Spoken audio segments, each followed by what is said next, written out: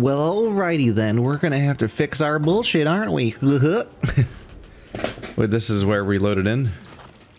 Okay. I'll pick up all my shit.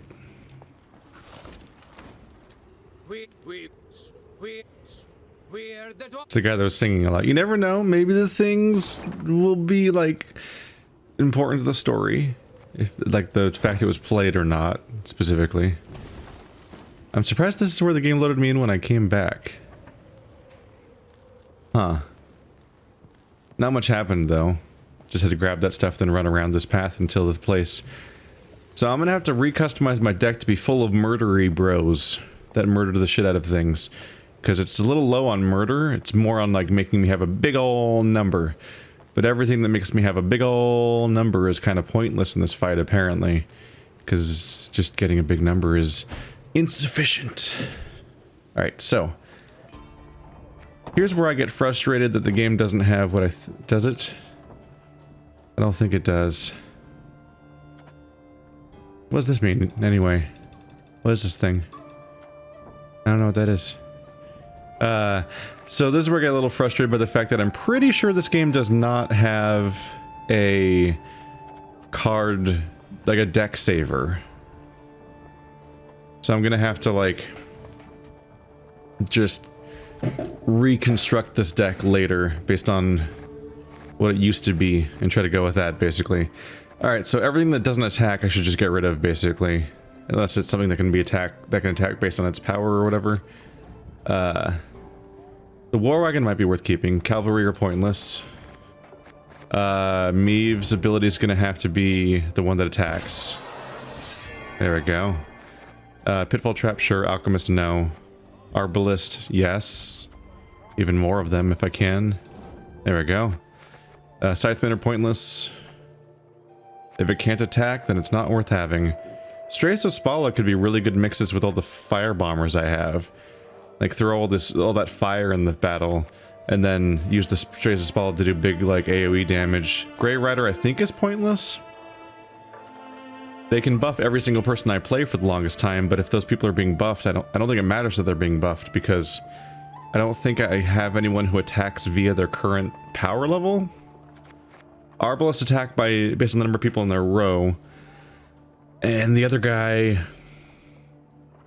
The guy I haven't used so much lately, but maybe I should bring him back for this. The Wagenburg attacks based on its armor rating. Should I be bringing him back? Maybe. Let's see. Knickers is kind of pointless. Barnabas can have a point. Isabel's kind of pointless. Click. Royal Decree can help me play more bad things, so that's useful. Mahakam Ale's kind of pointless. Odo can help me redo a thing. Gascon just gets powerful for the sake of it. Xavier can help me do a thing. Gabor can attack for 10 or summon a thing. Knickers is kind of pointless. I might re-add him just for the sake of having another guy on the screen that can take damage because he gets played for free, but most likely no. So War Wagon summons attack if they die. Bomber attacks, Slinger attacks, Strays of Spala attack. This is one of the first times I've ever recustomized my deck just for one encounter, really. So it's an interesting little experience. Infiltrators take on the power of whoever, but they don't do anything to that dude, so they're kind of pointless. Arabian Onager, damage an enemy by 3. Whenever an ally is destroyed, gain 1 charge.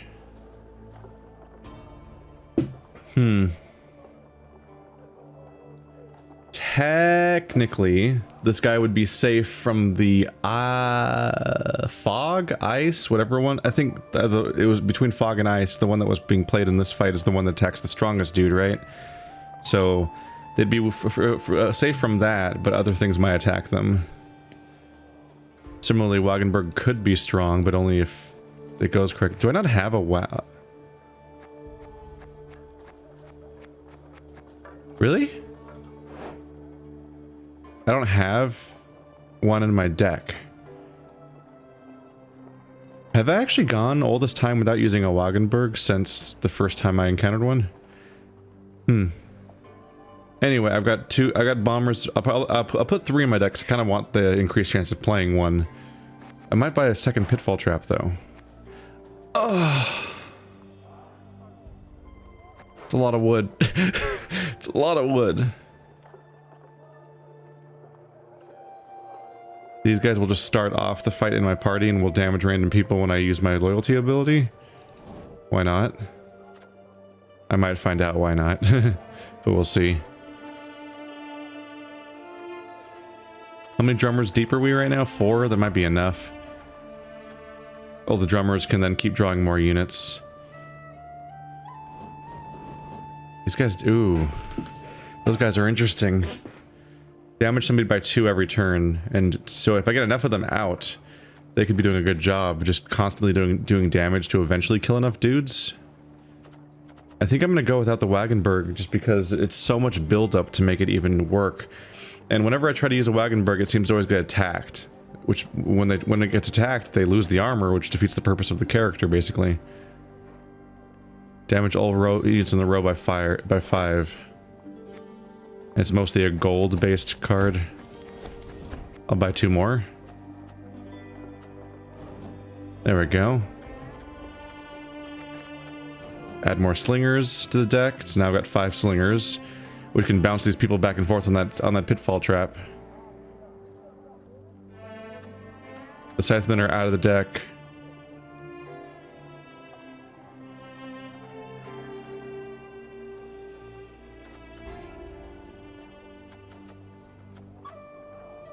So I need to look through the ooh, probably the Thunder, right? Because Thunder just does big ol' attack. Damage the lowest enemy by 2 on order. 2 damage per turn. Northern Wind was so powerful, though, it's almost certainly going to be stronger. But this will do 20 damage. This will do 20 damage, basically, huh? This is more targeted, or I don't know. The person I hit will likely not have 10 damage to kill, so some of this damage might be wasted, whereas this is continuously happening. There's reasons to go both ways. Oh, this one's... Oh, wait, that's a thing I play at the beginning. Oh yeah, instead of the horn, use the trophy, because the trophy damages people every turn. I might go with oh wait, no, this is one of those guys. Yeah, it's there the whole time. It's not comparable. Mysterious abilities. Yeah, I don't want to deal with that RNG of not knowing what that thing will do.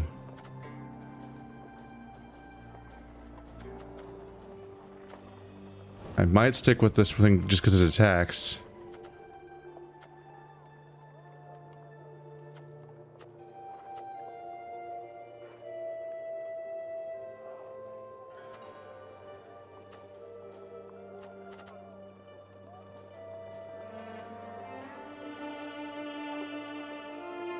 Banish all number of units, but yeah, I don't have a death-based deck.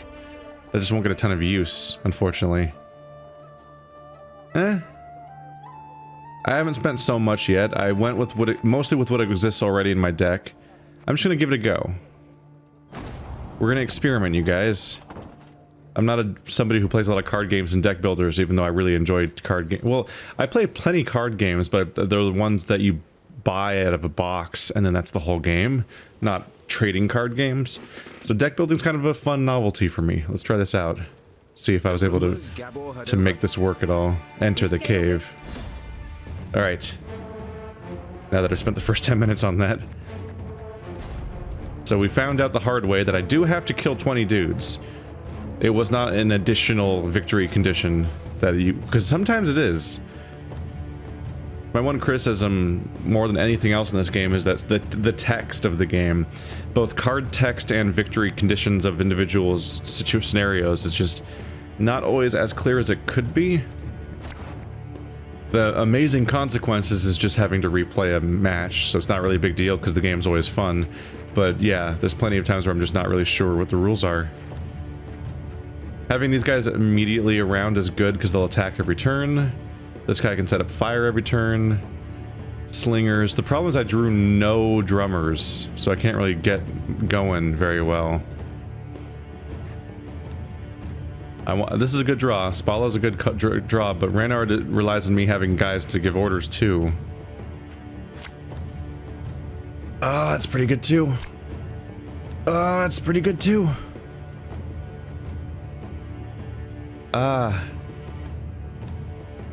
Those are pretty good.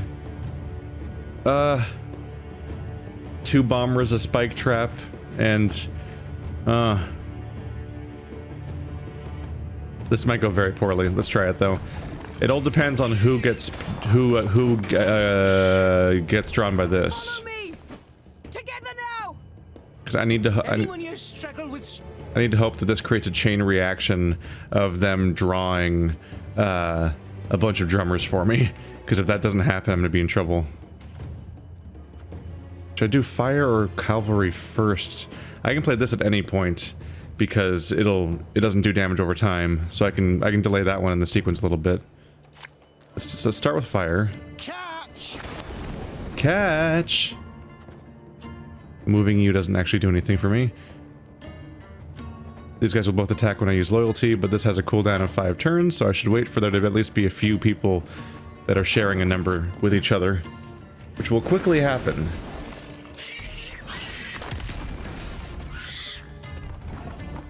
Okay.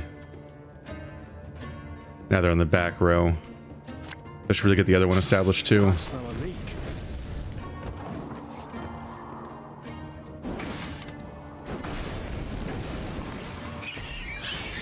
I do not know what to expect of this round. This will be interesting.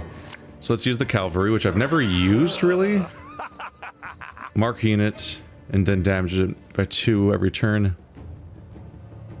I mean, I guess I should just go for the lowest units to maximize kills, right? Probably. I kind of forgot that I actually choose who they attack. Yeah, the Manticore Trophy's gonna pull its own weight, attacking every single unit when it's played. Stray's cavalry. Get that guy. Oh, that's the same guy. Wait, he's stronger now? Right, because don't you boost random people? No. Not exactly.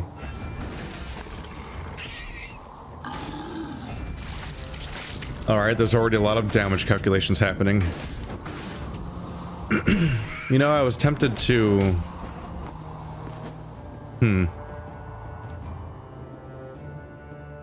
I should get the spike trap played, right? Otherwise, it's gonna not have a place to be played. Should I attack with Meve first? Damage a random enemy by 2. If I want to put a spike trap on the front row, because that's where all the neckers are, and they are most vulnerable to its damage right now. But the back row is the one that actually has openings. But there's 3 6s, 4 6s. I can attack her 6s. Okay, or their 6s. Boom. There we go. And they immediately drew a new one. Yeah, didn't think about that. Right. They basically infinitely draw more units in the same row where the guy dies. So no, I actually can't. It's actually impossible to create an opening, so I just need to exploit what's there as fast as possible and leave it at that. I actually need to get this whole blitz thing started, because if I do draw people that are going to be able to draw additional units, they need to be able to wake off. They need to be able to shake off their sleep phase before they can actually do anything. All right, rows are all filled up. Goddamn, they've got some power, huh? Down to 13. Let's do this. Uh-oh. Well, that's this game lost. There's not a lot of coming back from that, is there? Alright, so I'm going to be attacking for 4. Let's go after the armored guys.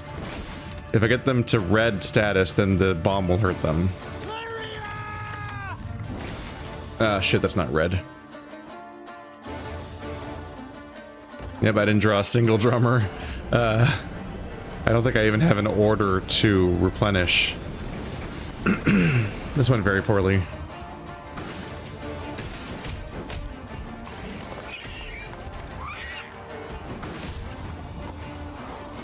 Down to 11, but I'm running out of guys.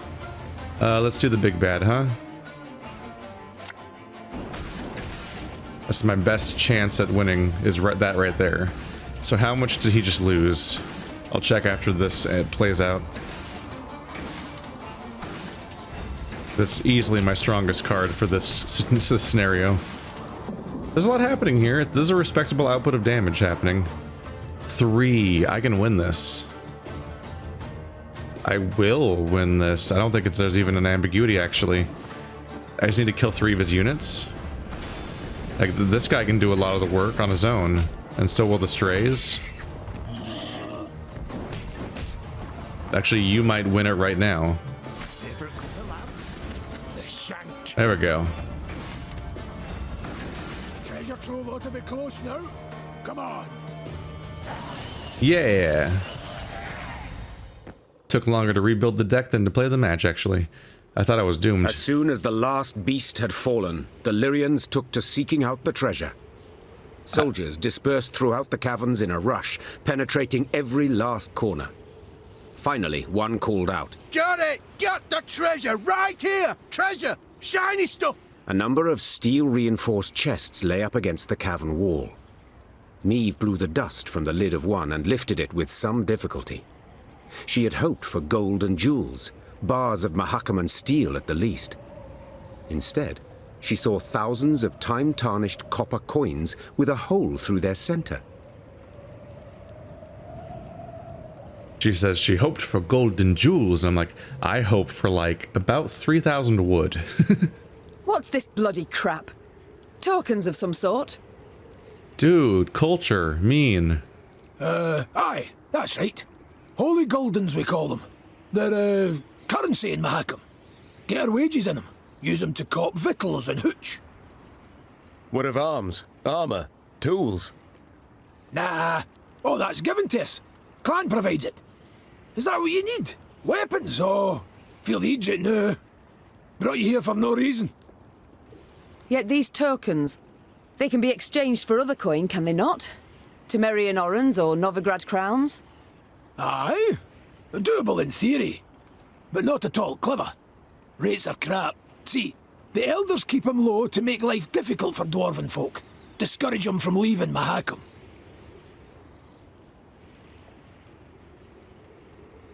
What's this? Common dwarves use no gold? You cannot be serious. Yet I am. What good's gold to them? Clan gives them all they need.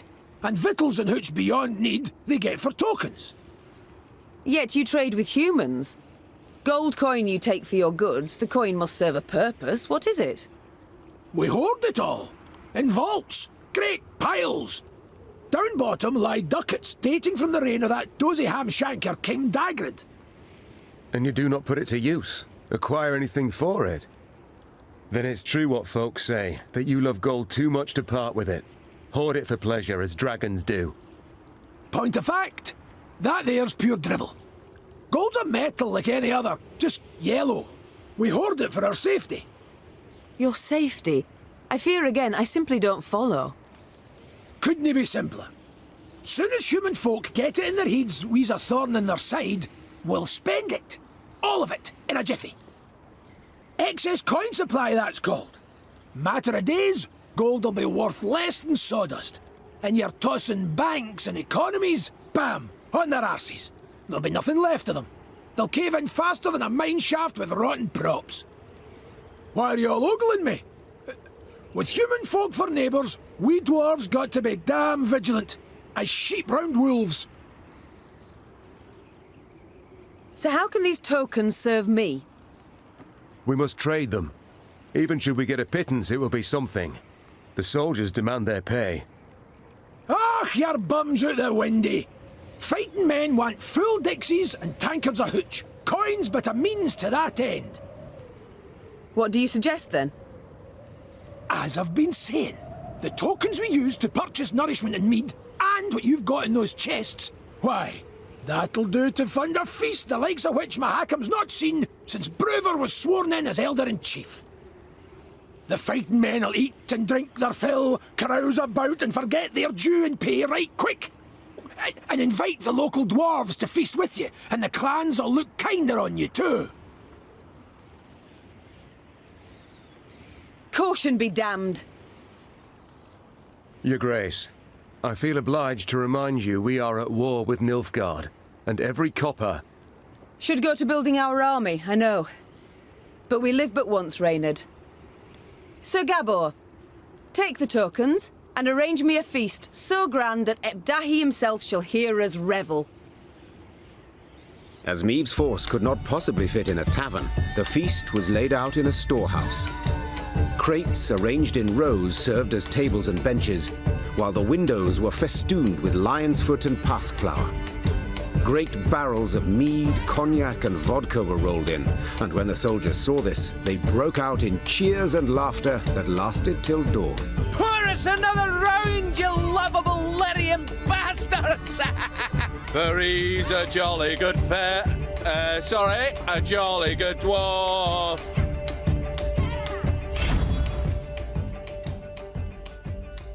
Excuse me? Did I just finish the loyalty quest of a party member? There was food and drink enough for the dwarves of the pass, who, with Meve's men, raised tankards in hand and voices in song the night through. To see them sharing tales and playing cards, one would not believe that anywhere down the mountains, through woods and across plains, humans and dwarves might, for the softest slight, leap at each other, murder in their eyes.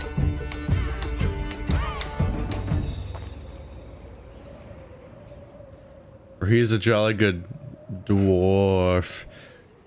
Does fellow not include dwarves? It doesn't even say human in it. I've got questions. But they were framing it like I was making I'm throwing my responsibilities aside, but I'm like quite the opposite. I need the favor of the clans and for the country to like me, especially after the dragon thing and the Squirtle thing and the preventing the execution of the gnome, that whole thing. There's probably a lot of things I've been doing they're probably not happy with. Although me like basically curing this entire me curing the or solving the mystery of the entire cursed canyon probably is helping. And then there's this party and, you know, something. What do you do? Play left hook plus or bottomless pockets plus. Okay. Left hook. Ooh. Still the whole thing where you can split the damage between targets if they die, but it's 15 instead of 10. Whoa. Bottomless pockets plus is play 2 trinkets from your deck? Did he also get stronger? I don't remember if he was a 5 before or not. It's not a very big number regardless, but damn. Damn. 2 trinkets from my deck. That's pretty good. Was he not on my deck? Did I take him out a moment ago? I feel like I should have left him in for the damage he could have caused. I don't know. Let's put all my heroes back in at the very least. Should I try out this this chaos deck? This is a chaos attack deck. I'm kind of wondering if I should just, you know, give them a go in a normal round once or twice before I switch back to what I had before. Maybe it'll be fun having my very aggressive attack deck in a normal match and see how it stacks up. That's part of the game and all that. Also, it means I don't have to spend another 10 minutes of the same episode re-editing the same deck, which I don't think anyone really wants me to do right now. How do I get... Oh. Is that an opening? Oh yeah, it is. I completely missed that you could go through here. I thought it was just a wall. Gulbrat. What do you? What's up around here? I would, Your Majesty, but my arse is frozen to the ground. You're stuck to the ground? We would take root neath Mount Carbon where it's warmer, but allotments for the Vale. We would take root neath Mount. Four Dwarfs Codex states it clear. If you're in a mine and something knocks, you'd do best not to knock back. Ever. Fool of a took. Why don't you throw yourself in next time and spare spare us the trouble. Codex. I don't remember. I think that's what it said. I think that was the quote. So it was revealed to... We're learning a lot about dwarf culture in this game. It's interesting. I wonder how much they came up in Witcher 1 and 2, because in Witcher 3, there's not really any dwarf stuff. You kind of just know a dwarf in the game. That's most of the exposure you have to their entire culture, which is a character that that's definitely from the previous games, but I don't know that. I don't know those games. Like, this is a lot of dwarf in this game. We're learning all these things like, oh, they trade with humans for coin. They're part of the economy and all that, but they're not spending any of said coin because they don't. Well, they probably still spend some of the coin sometimes, maybe, on you know, trading the other way with humans potentially, maybe, I don't know, but they're hoarding masses of it in the vault where they just keep it to themselves, and then if the humans ever try to decide that they're going to attack the dwarves plan on just using all that excessive money to just destroy the human economies. Like, that's their scheme, because within the culture themselves, they don't use money.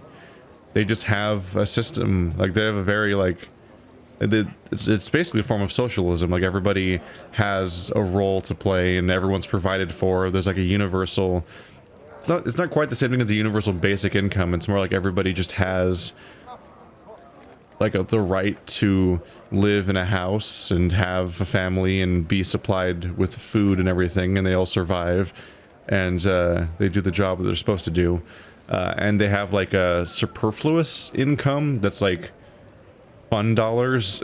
It's essentially they have yeah, they basically have like a form of monopoly money that they used for buying stuff that doesn't matter as much, but everyone's provided for otherwise. Riding past a mine, Meve noticed a group of miners gathered around the entrance to a shaft.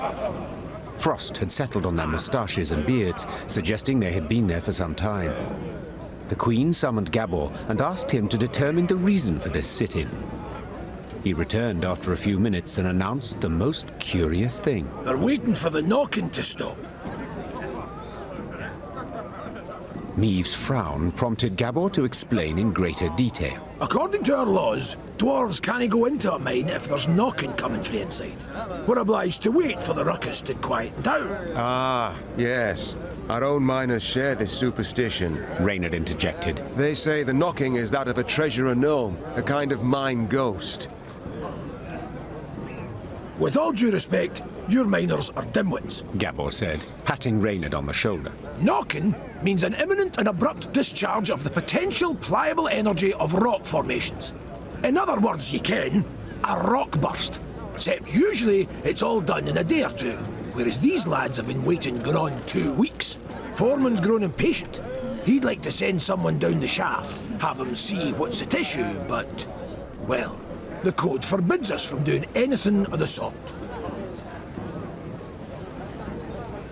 If in this manner I can gain favor among your brethren, Sighed the Queen, dismounting. so be it.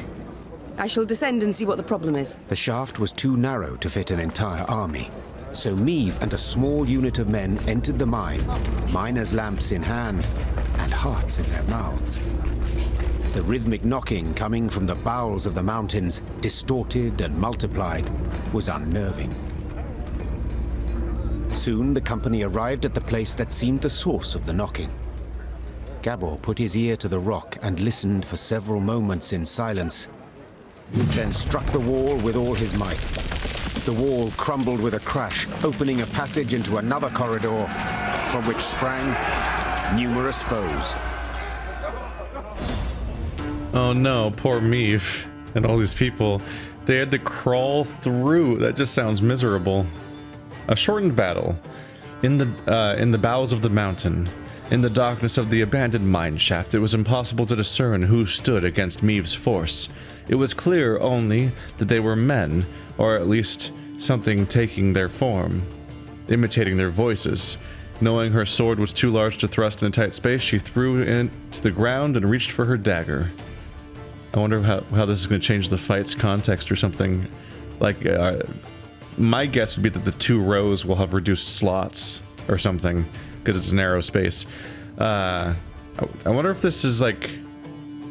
It could be a surprise creature like a haunting or Dopplers or something, but it could be that Nilfgaard might be having a secret operation here with their own mine or something. I'm a little surprised Gabor is here. I thought that he would be banned from coming with me, just like all the other dwarves. Let's see, what's the special rule gonna be? It can't just be a shortened battle, right?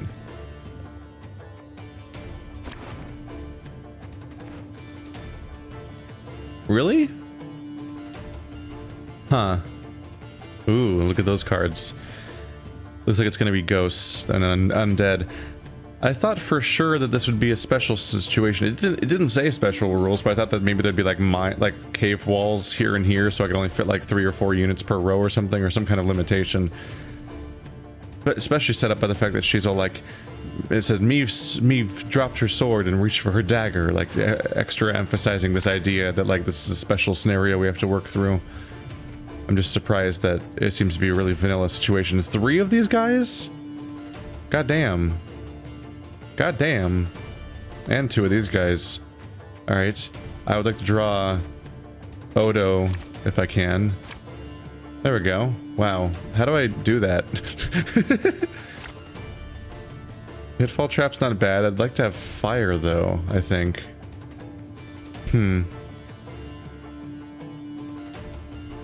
I'll keep it.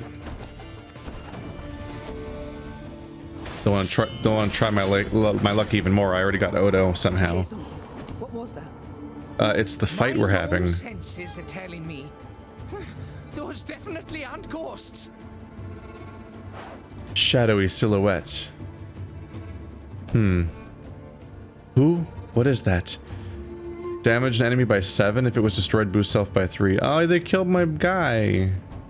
Wow, they attack for a lot, by the way, when they're played. 7's a lot. Okay. I'm a little cut off guard. Like, the gnome is talking about the idea of like, oh, that's not a ghost. And like, the name of the quest was like, the haunted mine. But actually, like, nobody really talked about ghosts except for Reynard for a second being like, saying that humans sometimes called it ghosts. The whole superstition is that the rock collapses, which isn't really even a superstition. It's just inaccurate.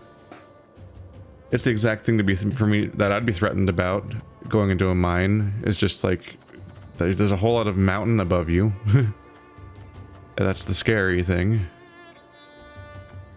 I'll just start poking away at him. Let's start damaging. Should I attack with Meve now? Probably to max, because if I do it now, I'll probably get a couple more times to try it. There we go.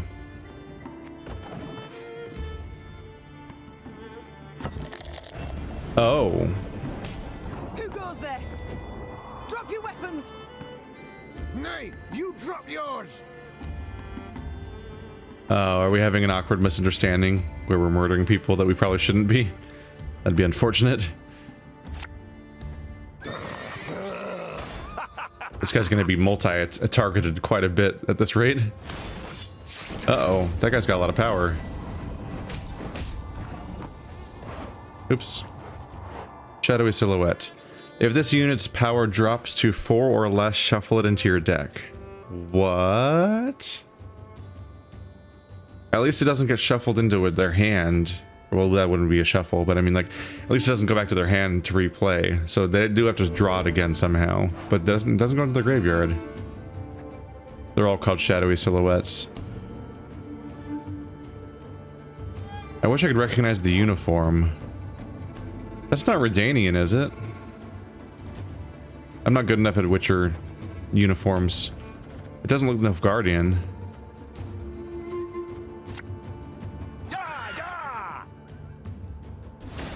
Just triple target him. Dude's definitely gonna die. God damn, they're putting out power. Apologies, Meve. I thought you were Reynard. Ah. Mark a new random enemy. So it does mark random people after that. So I can't tell who's marking, like, which one of them has one, which one has two. Them having ale's a problem for me. Alright. I start drumming yet? Let's maybe put down the spike trap. There we go. I like that guy. Oh no. Oh, it's a different card. It's not the same one that attacked before.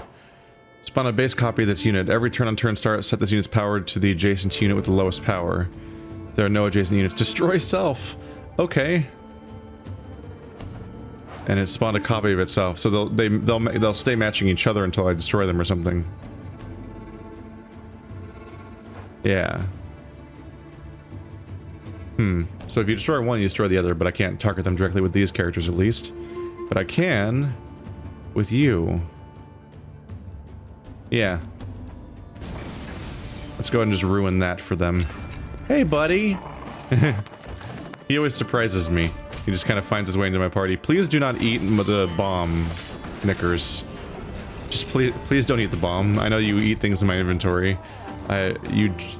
Usually it's consumable, like food items, but maybe he'll surprise me. Yam is a waste of time for one like me. Yam is a waste of time for one like me. Should I go after the threes just to make them die? Or should I go after... Yeah, nobody else matches. They'll at least both die.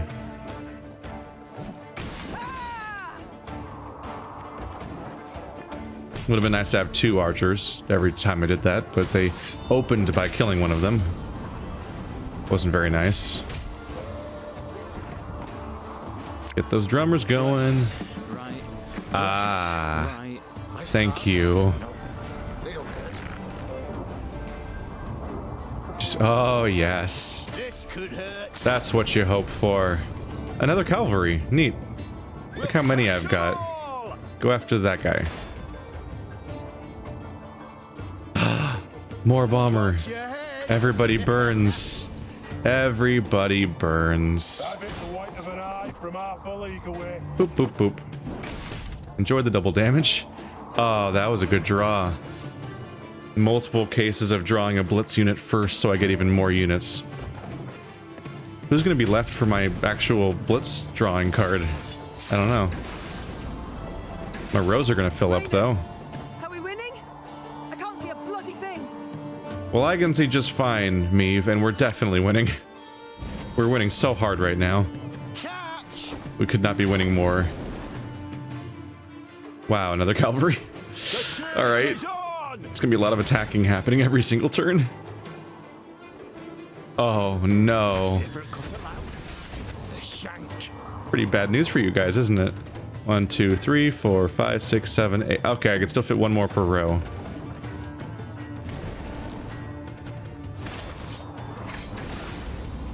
Oh yeah, you've passed, have you? Man, you're in trouble. Well, they have 3 units. 2 of them are currently green, so I want them to be red before I play this guy. I'm gonna hope that happens this turn. Let's give Odo in there. Exceptional. Oh, this will help that problem. Because he's an order unit now, so Odo affects him now. Oh, that's such a good upgrade, except for that one Nilfgaard card that punishes me every time I use an order. I hate that guy. I can only fit one guy. Luck of the draw. Wow. It's a pretty good draw. Doesn't let me attack, but next turn she'll heal me, which is fun. Let's do you. Yay! Oh, that's silly. Wow, this, yeah, sure, I'll blow them up. It didn't even blow up. It didn't even bother animating it. It just disappeared. I'm like, oh. I don't have anyone to attack. Wow, this deck is scary. Goodbye, Wagenberg and the other drummer. Wow. Okay. Aggressive strays heavy deck is scary. God.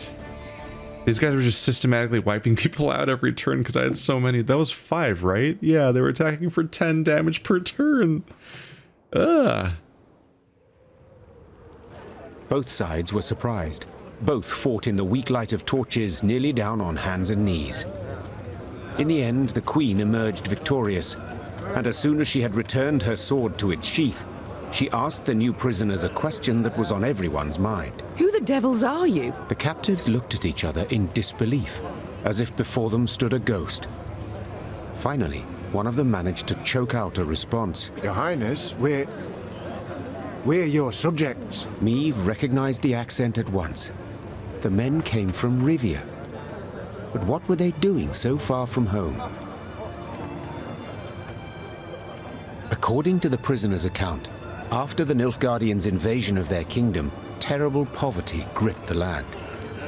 Seeking bread, some desperate inhabitants had gone to the mountains of Mahakam, engaging in wildcat mining in search of precious ores.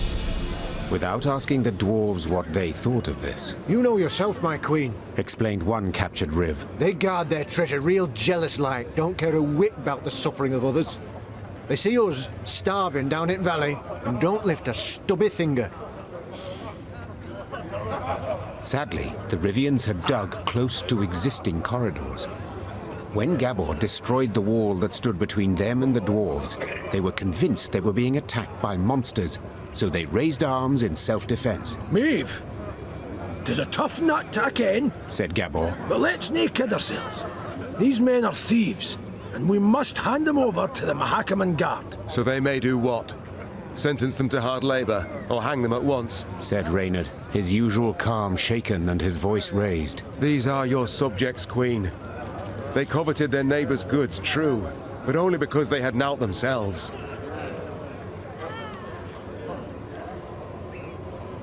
The foreman wished for the knocking to stop, said the Queen. And so it shall. As for you, go back to Rivia, and tell all their queen shall soon return, leading an army. The grateful Rivs quickly packed up their tools and left the mountains. Meve had no doubt Bruva Hoog would soon learn of the affair and would certainly not approve of her decision. Yet she preferred to face the Elder's wrath than send her subjects to a dwarven prison, or possibly to their death. We could always not tell him. We solved the goddamn problem. And also we put ourselves at risk to do it. Like we might have lost some soldiers just now fighting our own dudes. I don't know. It's hard to tell because this is all nothing is like a non-linear expression quite like using card battles to fight your way through a game. The funny thing is that like they made there was a mod for Witcher 3 where you could battle every single fight with Gwent. Like every time you got into a fight, whenever I think it was whenever the trigger happened, where like the music would play for a battle to happen in Witcher 3, it would then just bring up a card game of Gwent where the difficulty was scaled based on the level of the enemy or whatever, and you just played Gwent. And then if you won, they died instantly, and if you'd lost, you died instantly. And like you played the whole game with Gwent. And weirdly, this has become that. But one side effect is that in scenarios like this, it's really hard to tell how to even interpret what was happening in the scenario. Like, I don't. Somehow we fought them. Did they die? Did we die? Like, or did people die along the way? I don't know what to make of the context of the scenario overall. It's just a weird feel. I don't know. So many icons. So many icons. That was a fun little fight, though. My new deck seems terrifying. Their problem is solved. Well, boys, a wee swig and we get back to work. Well, boys... I'm actually getting relatively close to my 4,000 goal, so hopefully that happens soon.